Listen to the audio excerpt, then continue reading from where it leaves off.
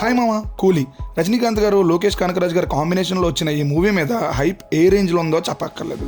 పక్కనే ఇంకో పెద్ద సినిమా ఉన్నా అందరి చూపు ఈ సినిమా మీద ఉందని చెప్పొచ్చు మామ.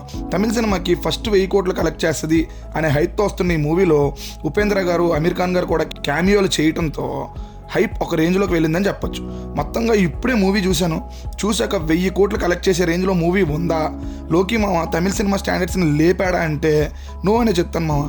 ఇండస్ట్రీ హిట్ ఇస్తాడు అనుకుంటే యావరేజ్ బొమ్మ ఇచ్చాడు మామ. బాగాలేదు అన్ను, సూపర్ అని కూడా అన్ను, బట్ ఓకే అని మాత్రం అంటాను మామ. ఇంకా రివ్యూలోకి వెళ్ళే ముందు స్టోరీలోకి వెళ్తే, రజనీకాంత్ గారి ఫ్రెండ్ సత్యరాజ్ గారు హార్ట్అటాక్ వచ్చి చనిపోయారని తెలిసి అక్కడికి వెళ్ళిన రజనీ గారికి ఈ సత్యరాజ్ గారిది న్యాచురల్ డెత్ కాదని సంథింగ్ ఏదో ఉందని తెలిసి సత్యరాజ్ గారు చావు కారణమైన వాళ్ళు చంపేయాలని డిసైడ్ అవుతారు రజనీకాంత్ గారు.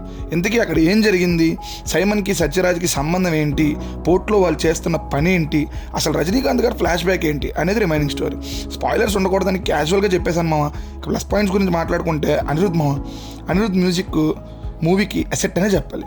ఎంతో ఎక్కువసేపు చూస్తున్నాం అని అనిపించేలా ఉన్న మూవీని మొత్తం థియేటర్లో కూర్చొని చూసేలా చేశాడంటే అది అనిరుద్ధ్ వల్లే. ఉపేంద్ర గారు వచ్చినప్పుడు ఒక బీజిఎం వస్తుంది, అది గుర్తుండిపోద్ది మామ. ఇక నెక్స్ట్ ప్లస్ పాయింట్ గురించి వస్తే తలైవా. చాలా రోజుల తర్వాత ఆయన జోన్లో మాస్ ర్యాంపేజ్ చూసామని చెప్పొచ్చు. ఇది ఫ్యాన్స్కి ట్రీటే మామ. ఇక నెక్స్ట్ ప్లస్ పాయింట్, కొన్ని హై ఇచ్చే మూమెంట్స్ ఉన్నాయి అండ్ యాక్షన్ సీక్వెన్సెస్ కూడా బాగున్నాయి. ఫస్ట్ సాంగ్లో రజనీకాంత్ గారి డ్యాన్స్ చాలా బాగుంది. మౌనిక సాంగ్ కూడా చూడడానికి చాలా బాగుంది, కానీ ప్లేస్మెంట్ నచ్చలేదు. ఇక బడ్జెట్ ఎక్కువ కాబట్టి అందరి పనులు అందరూ బాగానే చేశారు ఎక్సెప్ట్ లోకి మామ.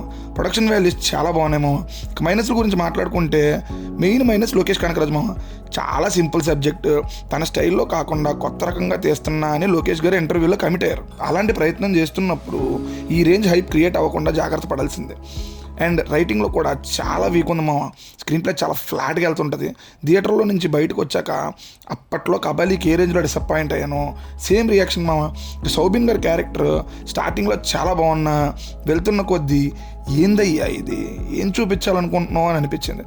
నాగ్ గారి క్యారెక్టర్ కూడా ఫస్ట్ హాఫ్లో ఒక రేంజ్లో పేలి సెకండ్ హాఫ్లో అలా పడుకుంటుంది. క్యామియోస్ కూడా వర్కౌట్ అవ్వలేదు మామ. అమీర్ ఖాన్ గారి క్యారెక్టర్ అయితే నమస్కారం పెట్టచ్చు. ఒక్క మొక్కలో చెప్పాలంటే లోకేష్ గారి వీక్ వర్క్ అని చెప్తాను మామ. శృతి హాసన్ గారికి మంచి రోల్ పడింది, బట్ ఏదైనా అందరు ఆర్టిస్టులు పెద్ద ఆర్టిస్టులే కాబట్టి మంచి పర్ఫార్మెన్సెస్ ఇచ్చారు. ఓవరాల్గా ఎలా ఉంది అంటే అస్సలు బాగాలేదన్ను, తోప్ మూవీ అని చెప్పను, యావరేజ్ మామ. ఫైనల్గా తమిళ ఆడియో లాంచ్లో ఎక్సెప్ట్ నాగార్జున గారు ప్రతి ఒక్కరు స్పీచ్ ఇచ్చిన ప్రతి ఒక్కరు మేము స్టోరీ వినకుండానే ఓకే చేసాం అన్నారు. స్టోరీ వినకపోతే క్యారెక్టర్ డిజైన్స్ ఈ మూవీలో ఉన్నట్టే ఉంటాయి మామ. నాగార్జున గారు మాత్రం గుర్తుండిపోతారు. బాయ్ మామ.